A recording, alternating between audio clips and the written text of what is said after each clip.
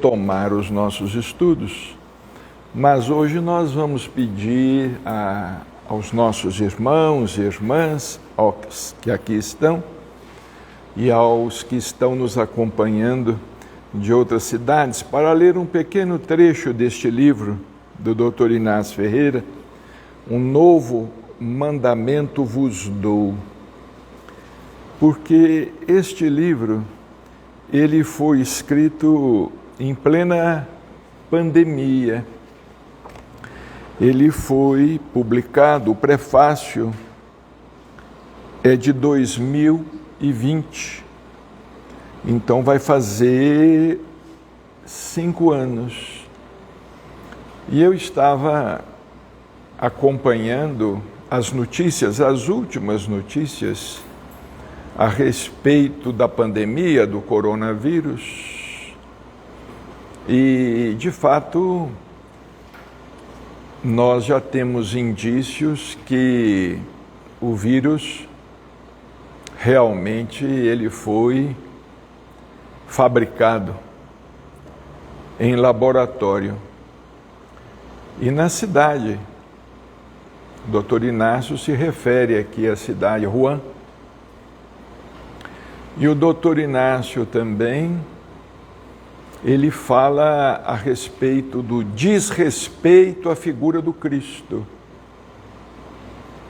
E nós estávamos lendo ontem ainda que o novo presidente dos Estados Unidos vai mandar prender quem desrespeitar a figura do Cristo. O desrespeito à figura do Cristo vai gerar prisão nos Estados Unidos. E nós temos aqui, Dr. Inácio escreveu 3 capítulos. Ataques ao Cristo 1, Ataques ao Cristo 2, Ataques ao Cristo 3. São 3 capítulos. Ele falando a respeito dos ataques ao Cristo. Neste livro, um tanto desconhecidos, Um Novo Mandamento Vos Dou. E eu gostaria, antes de nós retomarmos os nossos estudos, de ler rapidamente aqui um diálogo que o Dr. Odilon manteve com ele. Doutor, ponderou Odilon, indo direto ao assunto que o trouxera, eu sei que escrevendo para a terra, o senhor tem sido mais arrojado do que eu, que me limita a considerações em torno da mediunidade. Não é verdade, Odilon.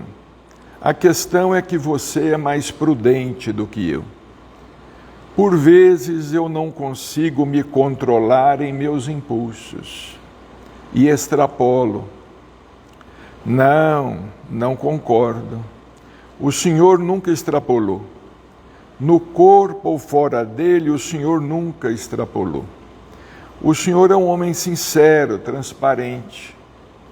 Mas estou aqui hoje por outro motivo.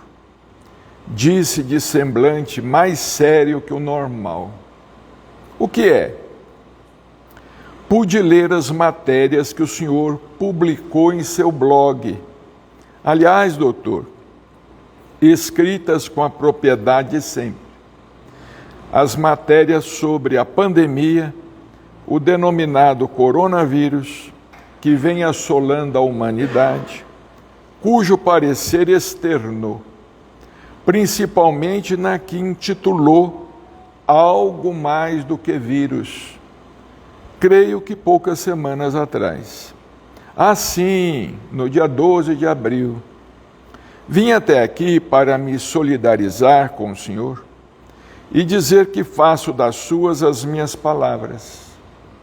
O senhor está coberto de razão. Sei que, por certo, alguns o criticaram e deverão fazer o mesmo com a posição que estou adotando agora. Mas existem momentos, doutor, em que não podemos ser mornos, não é? Está no Apocalipse, não? No Apocalipse 3, exclamei.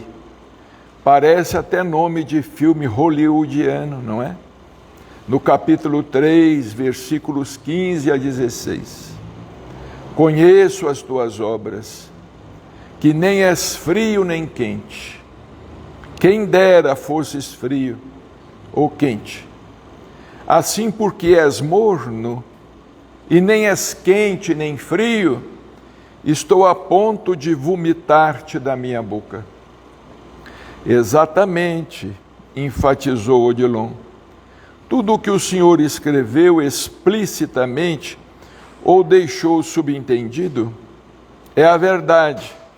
Temos informações de fontes superiores que, de fato, o vírus que tem feito milhares de vítimas na Terra foi espalhado propositadamente. Milhões de vítimas, observei. Milhões. As vítimas não são apenas as que, através do corpo físico, foram a óbito ou foram contaminadas. Milhões no mundo inteiro estão sendo socialmente afetados. Você deve fazer ideia de como estamos aqui no hospital. Centenas e centenas de pedidos de socorro, gente conhecida, amigos de toda parte, mães orando pelos filhos desempregados, perderam o emprego, não tendo como sustentar os seus filhos, empresas que já sobreviviam com dificuldade, numa economia vacilante, após um período de grandes e sucessivos saques efetuados no Tesouro. O assunto é muito delicado, doutor, e complexo, mas realmente a trama das trevas é contra o Cristo. Como o senhor deixou claro no seu artigo do blog Mediunidade na Internet, a trama política é a causa superficial. O anseio de alguns países implantarem ou fazerem propagar a sua orientação política pelo denominado comunismo. Um regime de escravidão, acentuei, que pretende anular todas as conquistas da civilização cristã. As trevas nunca desistiram de expulsar Jesus do mundo. Ao longo dos séculos, a tática simplesmente vem se alterando, mas sempre através da violência, atentando contra a liberdade de pensamento, de culto religioso, etc. Sim, estamos informados de que o propósito é o de fazer desaparecer da face da terra toda e qualquer lembrança da passagem do Cristo entre os homens. E ele continua. O diálogo é muito interessante, mas nós vamos parar por aqui, porque nós vamos retomar os nossos estudos. Está no livro Um Novo Mandamento vos dou. Bem,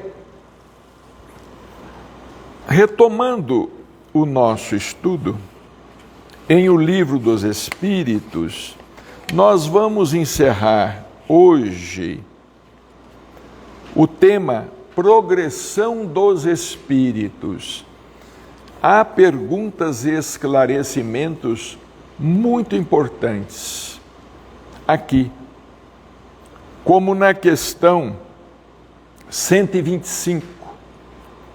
Os espíritos que seguiram o caminho do mal poderão chegar ao mesmo grau de superioridade que os outros?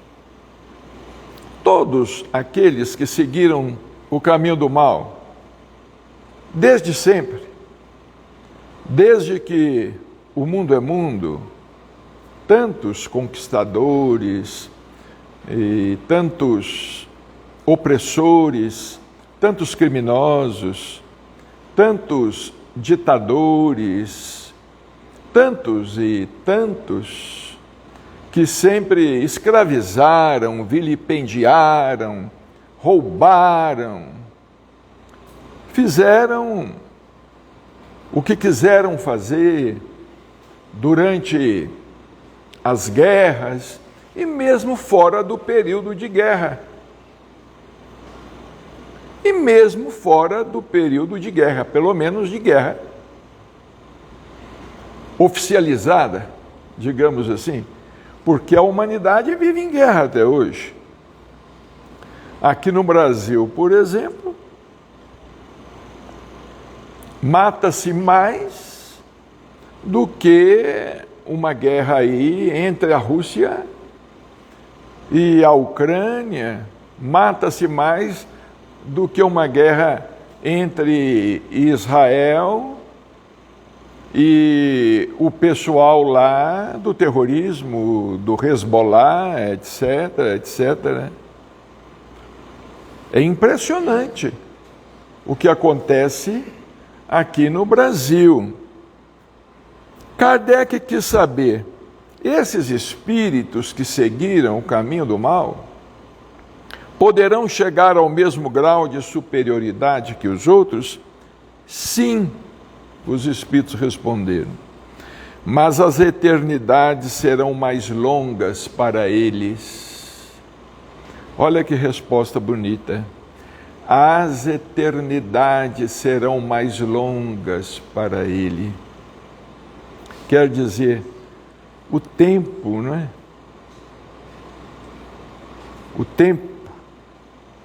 O tempo de regeneração, o tempo de provação, de expiação, o tempo de luta, as eternidades serão mais longas. Claro, aqueles que se esforçarem, é a questão do mérito. Aqueles que se esforçam avançam mais rapidamente. Os que não se esforçam caminharão mais lentamente.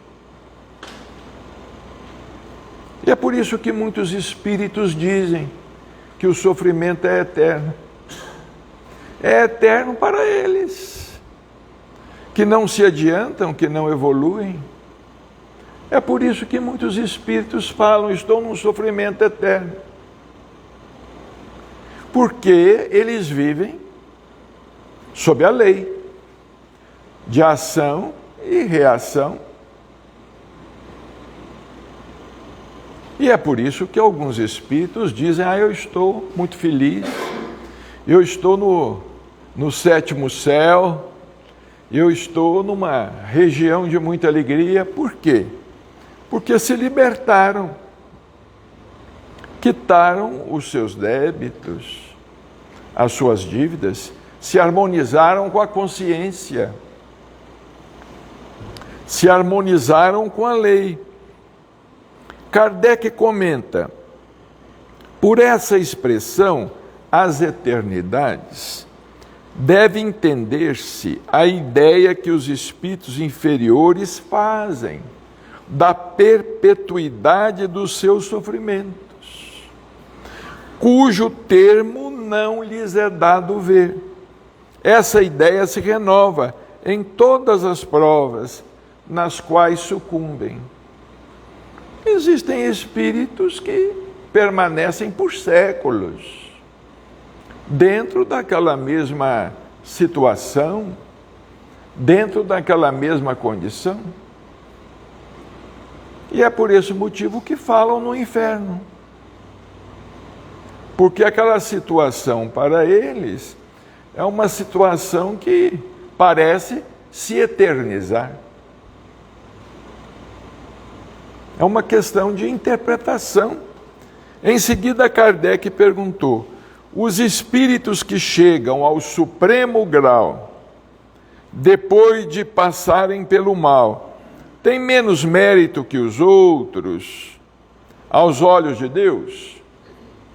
Ou seja, aqueles que chegam à perfeição, eles têm menos mérito, tendo feito mal, do que aqueles que não fizeram o mal, ou vamos dizer, não fizeram tanto mal.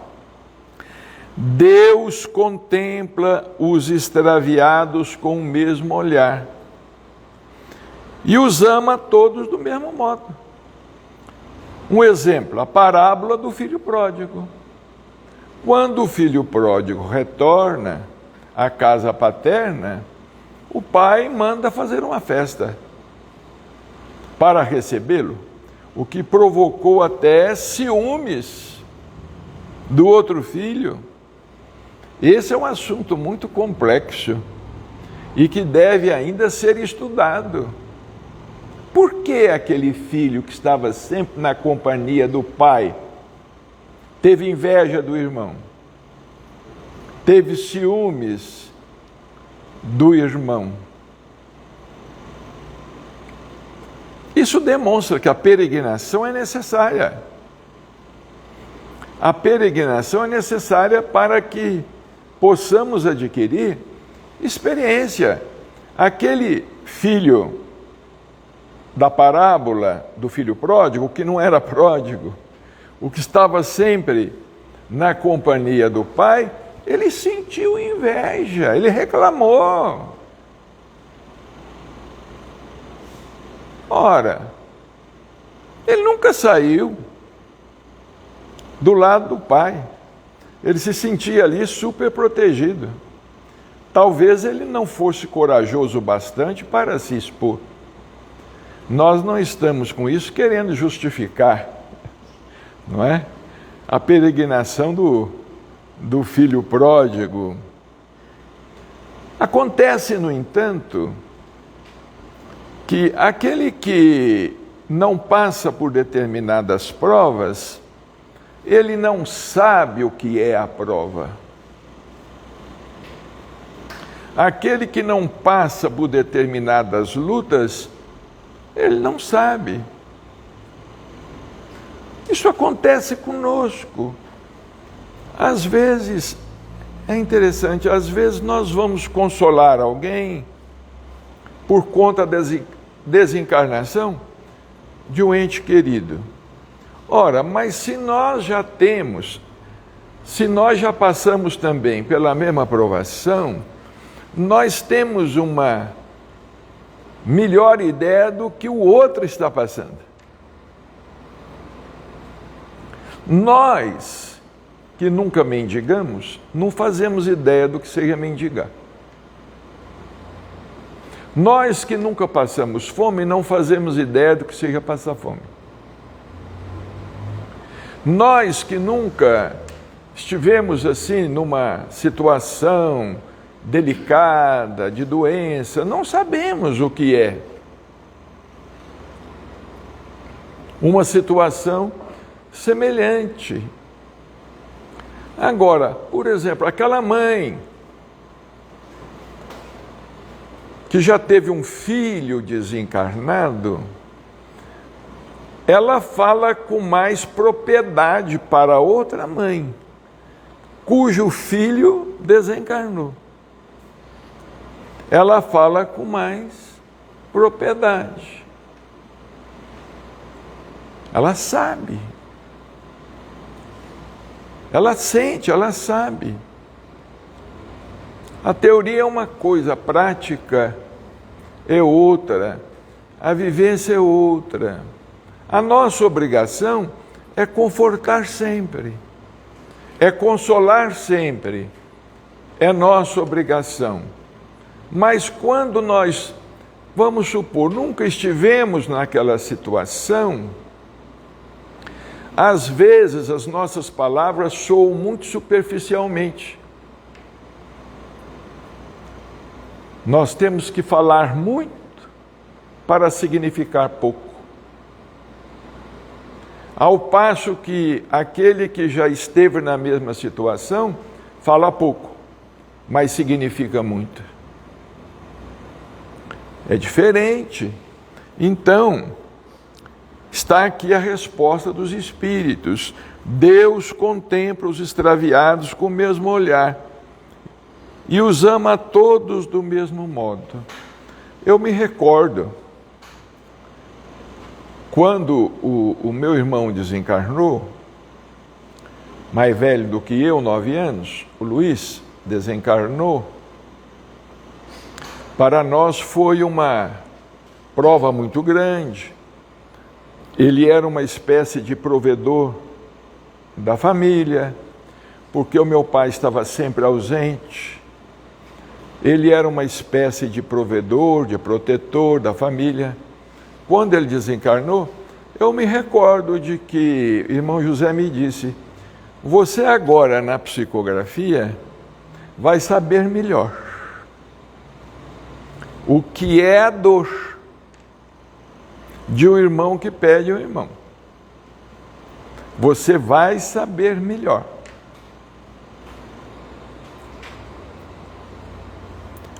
O que é a dor de um irmão que perde um irmão. E, por exemplo, quando a mãe desencarna, a gente sabe melhor o que é a dor.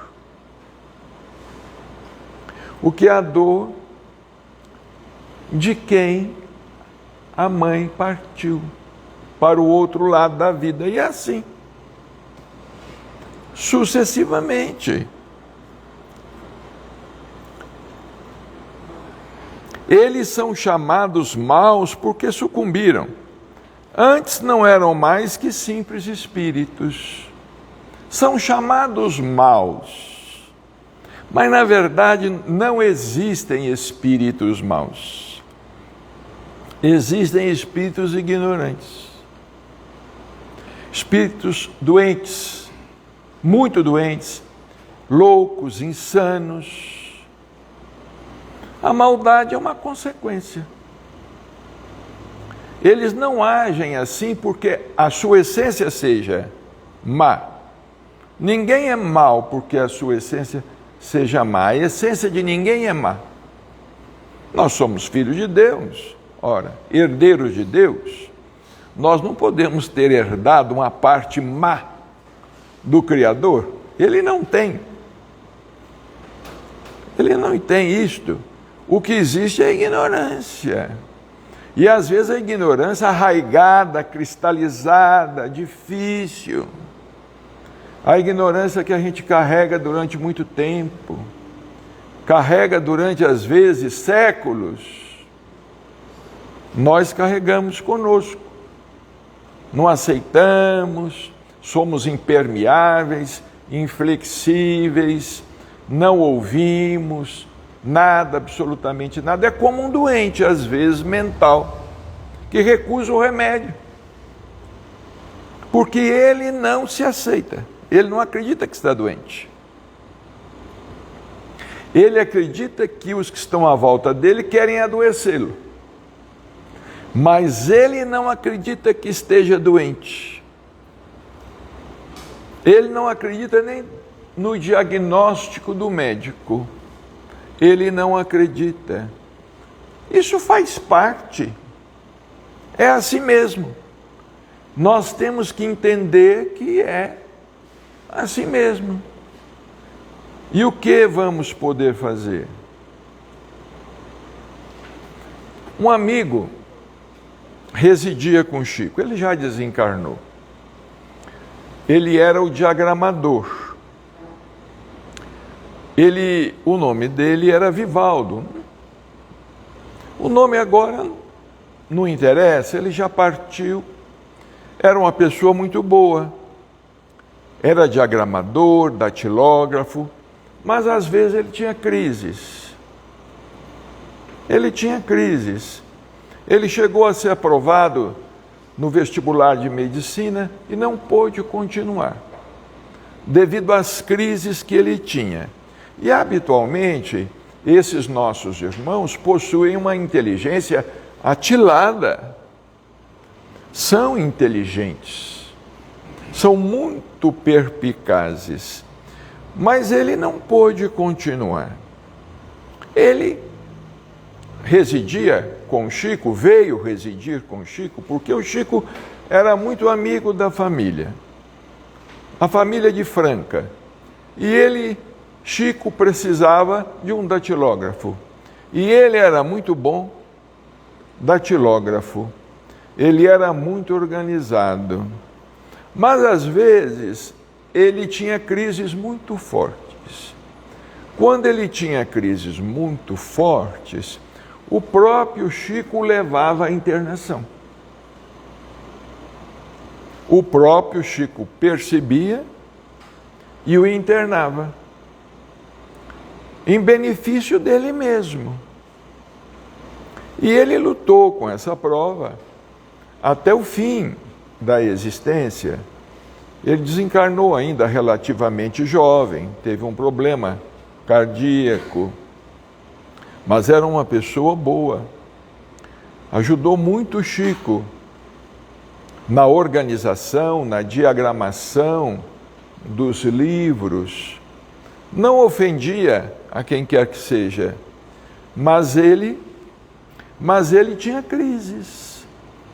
E quando ele tinha crises, o próprio Chico entendia que era preciso interná-lo. Então, vejamos, é aqui o que eles estão dizendo. Não existem espíritos maus, existem espíritos doentes. Agora, a causa da doença é pertinente a cada um? Nós não sabemos. Não sabemos qual foi o drama que enfrentou no passado, não sabemos o que fez ou o que deixou de fazer, não sabemos e também não nos interessa. Não nos interessa. O nosso dever é de amparar sempre, é de socorrer, dentro de nossas possibilidades. Mas entendendo que, às vezes, o nosso auxílio é limitado. Porque só através do tempo é que a cura vai acontecer. A cura definitiva. Às vezes, só através do tempo. O medicamento é um paliativo, é um socorro, como dizia o Chico, é uma muleta para que a pessoa possa seguir um pouco mais adiante. Mas, às vezes, a cura, na verdade, a cura é uma autocura. Na realidade, a cura é a autocura, não é?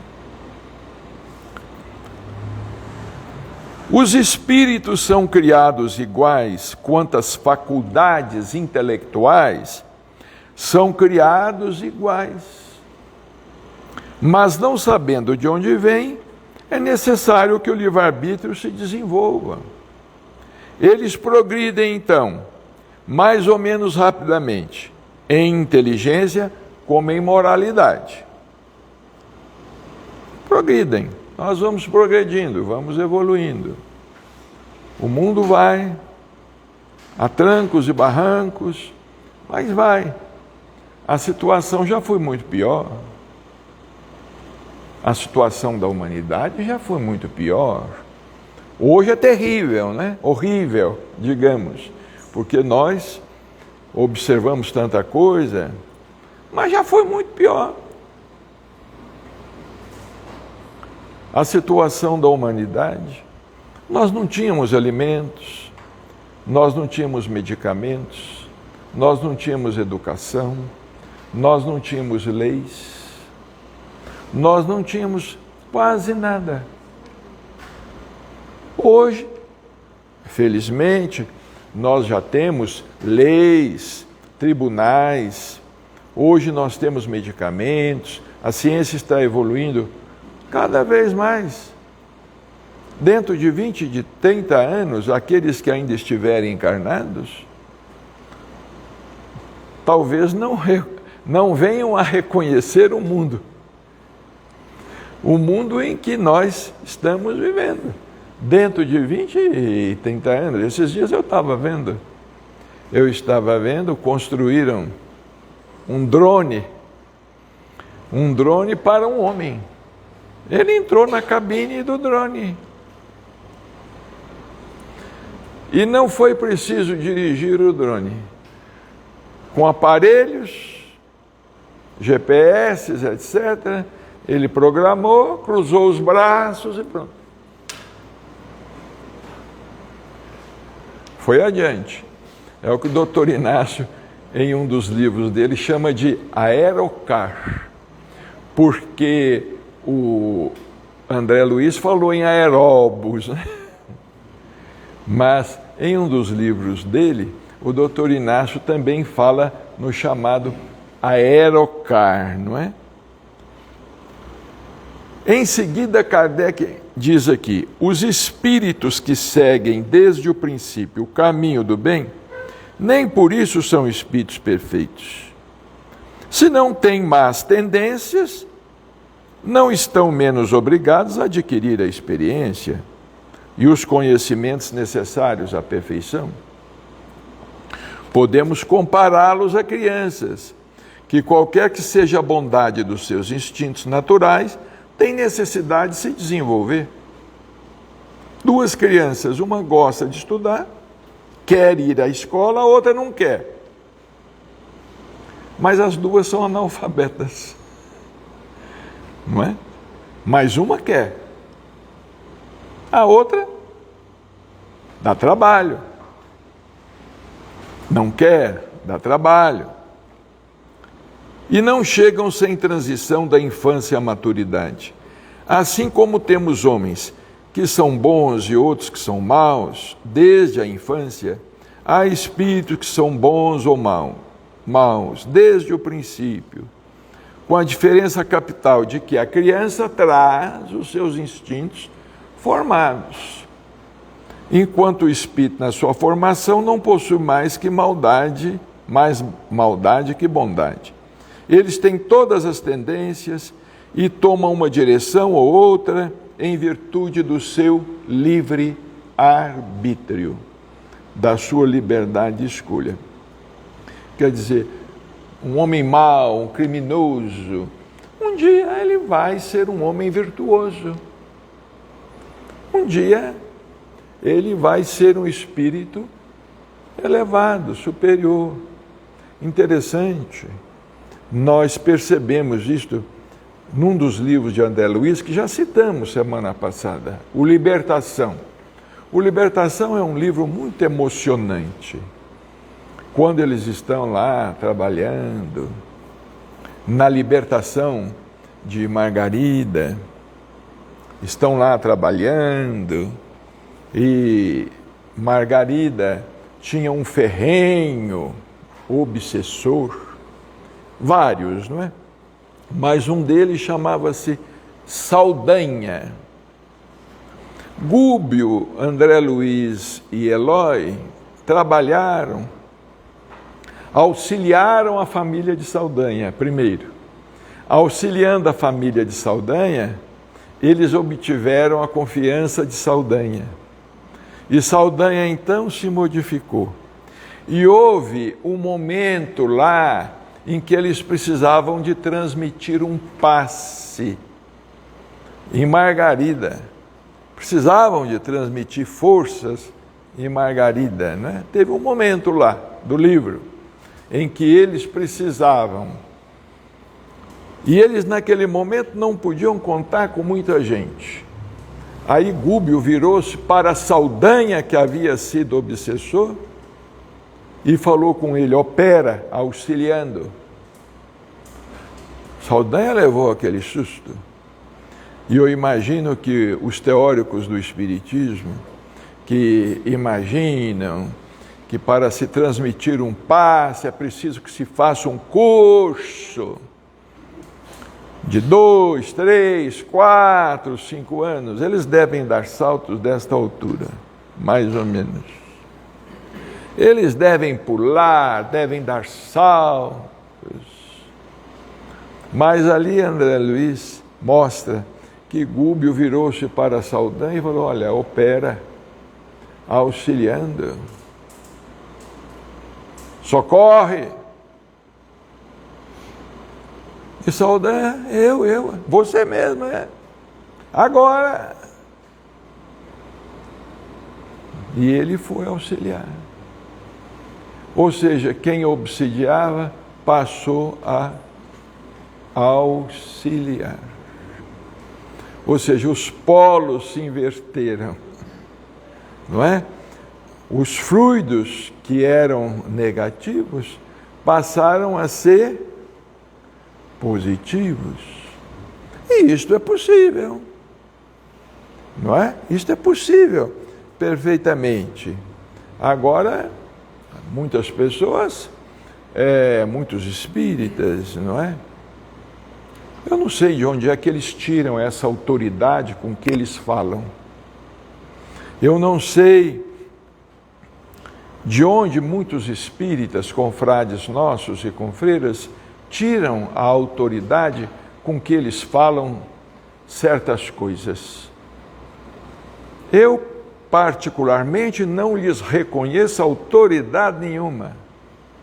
Uma autoridade superior a de Chico, uma autoridade superior a de André Luiz, uma autoridade superior, né, de Emmanuel.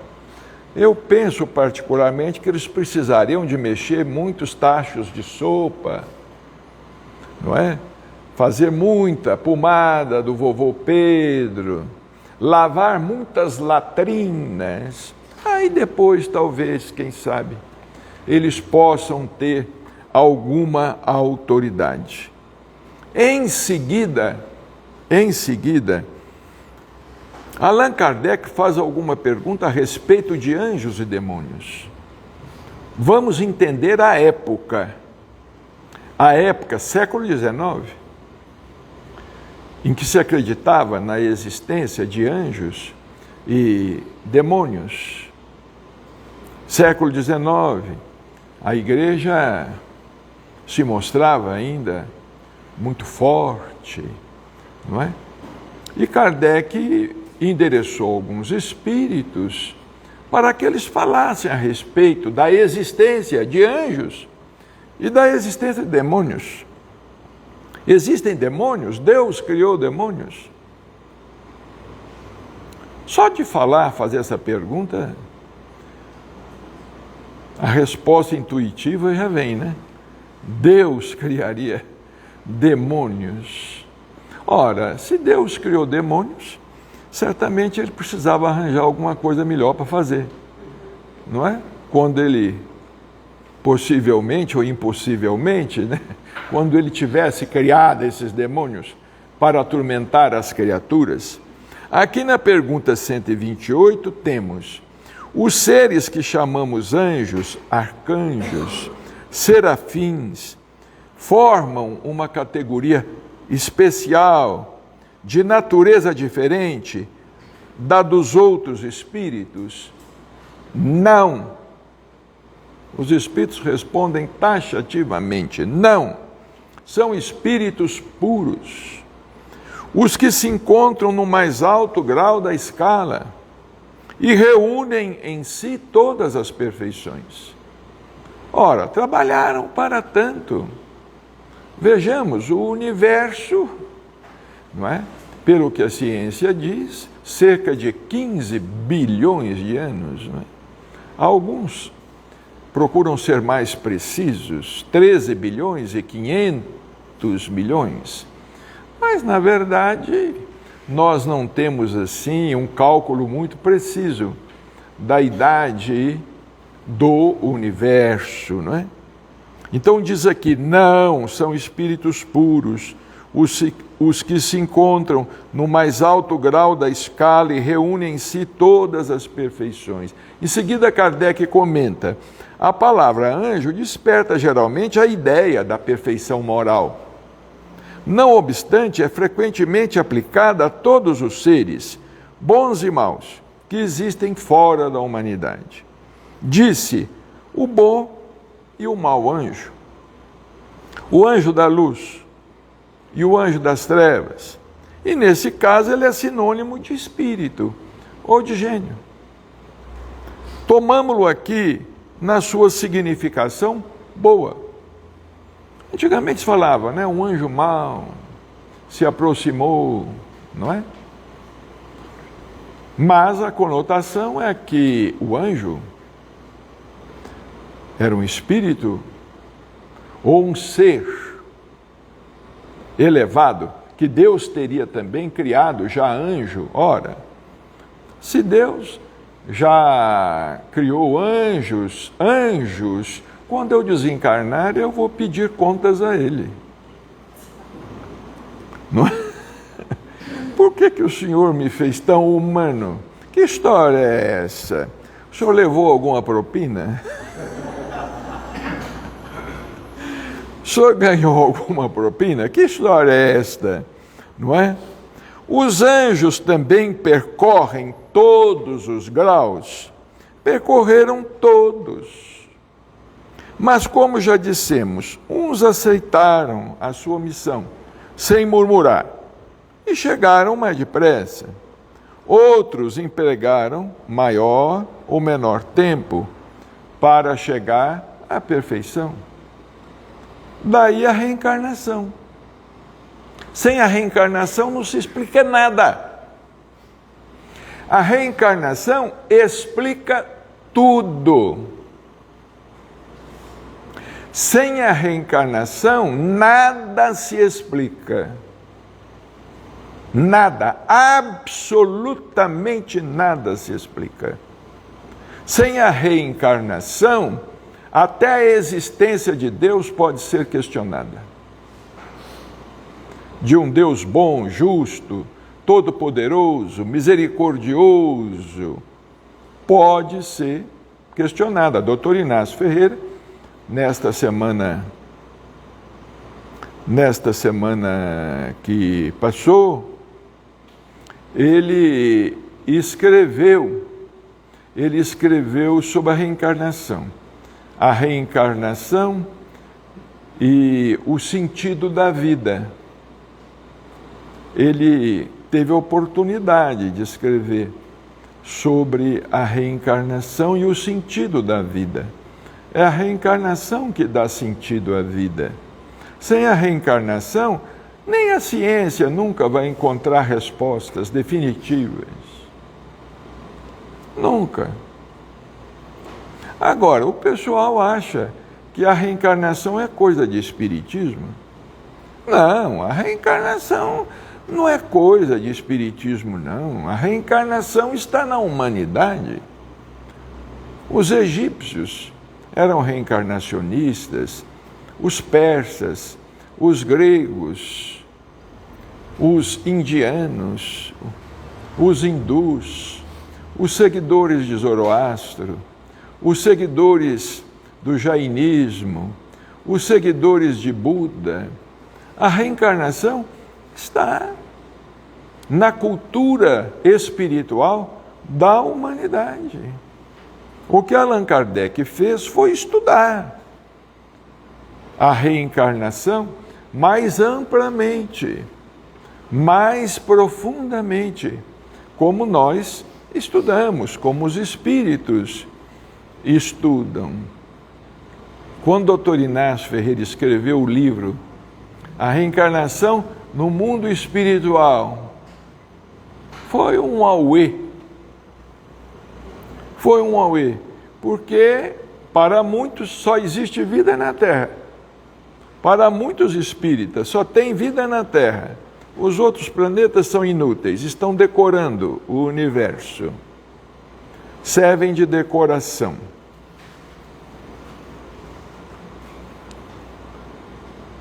E não existe reencarnação em outros mundos, nem em outras dimensões. Ora, se a matéria existe em vários estados, por que o corpo não pode existir em vários estados? É um outro assunto que se pode criticar, mas não se tem como contestar. A contestação que se pode fazer é a seguinte: eu não aceito. Pronto, acabou. Você não aceita? Tchau, até logo. Eu não tenho tempo a perder. Você não aceita, o problema é seu. Não aceita, o problema é seu. Igual muita gente não aceita tantas coisas, não aceita tantas coisas da religião, não aceita nem Jesus Cristo. Tem muitos que questionam a existência histórica de Jesus. Terá existido mesmo? Será que Jesus existiu mesmo? E questionam. E surgem esses baderneiros, que a pretexto de liberdade deveriam estar todos na cadeia. Que a pretexto de liberdade, esses dias eu vi no Facebook, um irmão nosso, vocês me desculpem, é um cara em cima de uma árvore, cheio de trejeitos, com algo na cabeça, à guisa de coroa de espinhos. De repente, ele arrancou a roupa, ou aquela túnica, e surgiu de tanga, uma tanga indecente, fio dental, representando a figura do Cristo.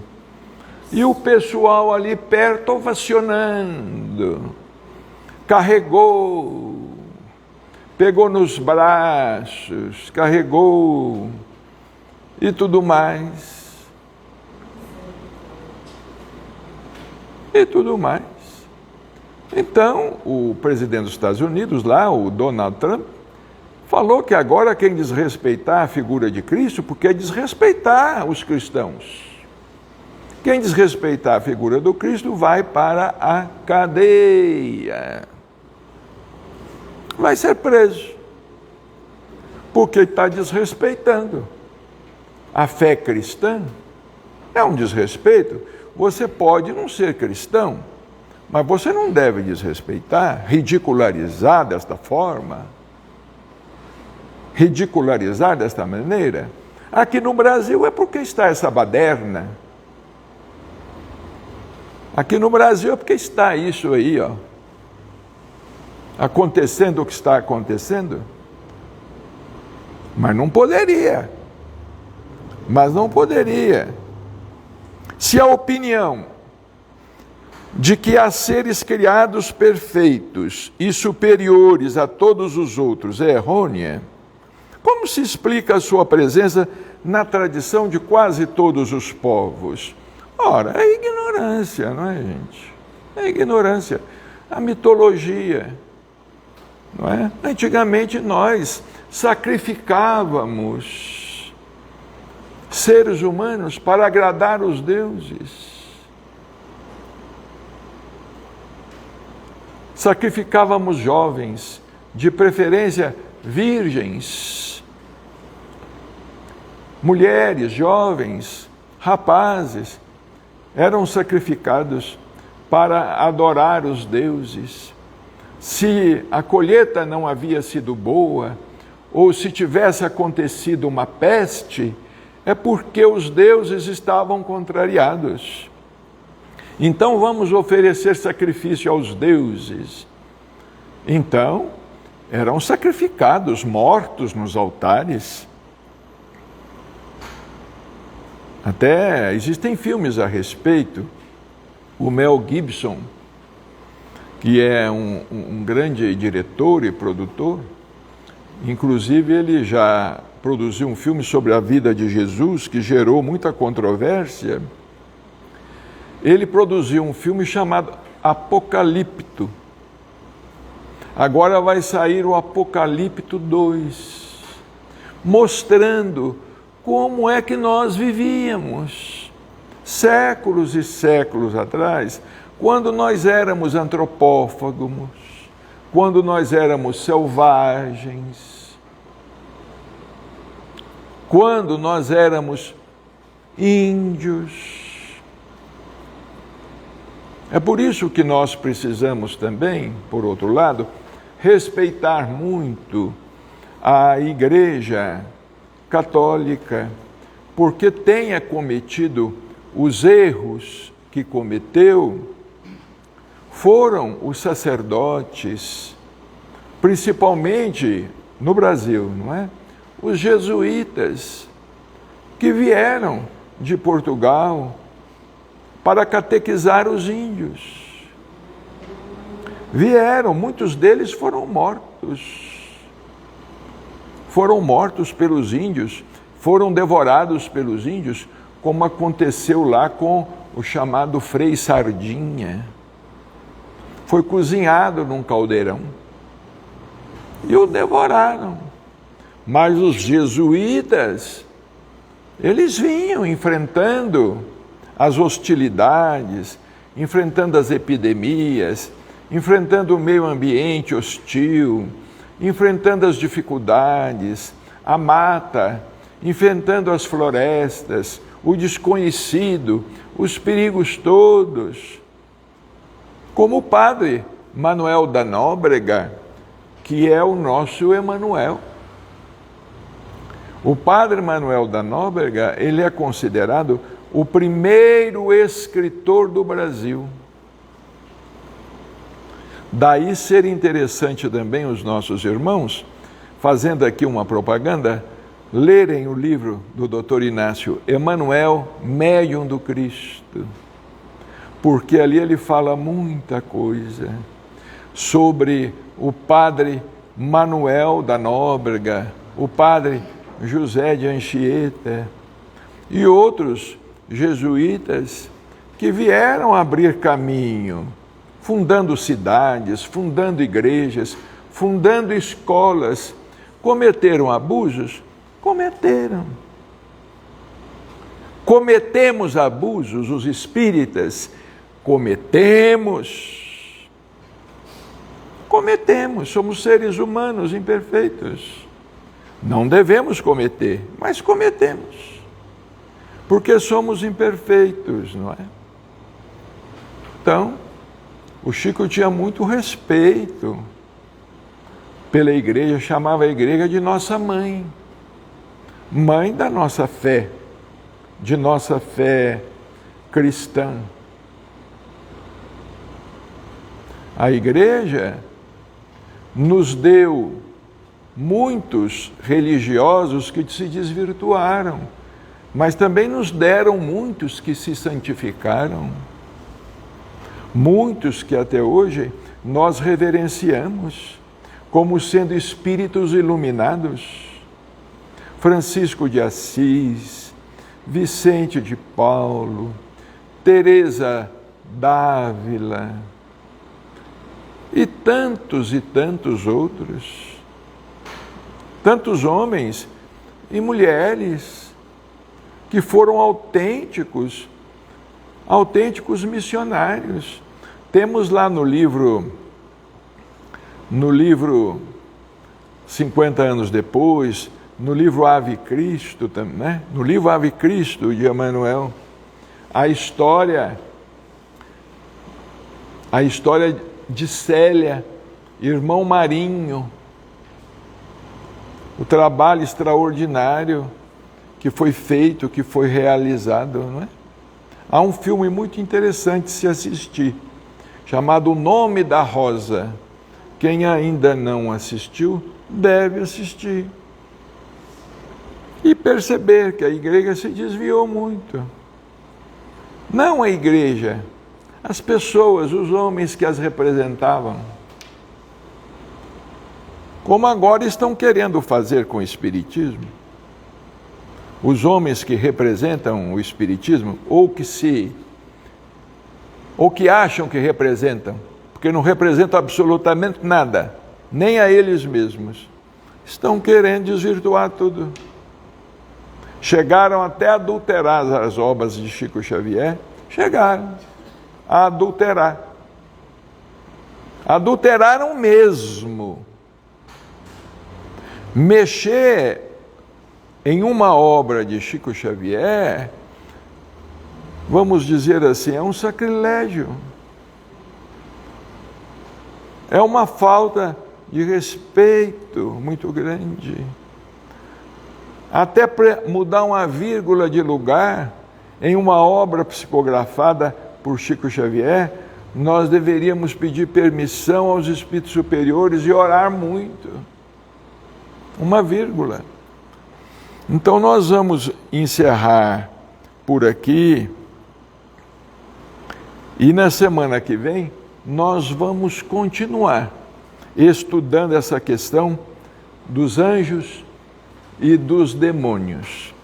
Por hoje, o Reni vai fazer para nós a oração em forma de música, para encerrarmos a nossa reunião.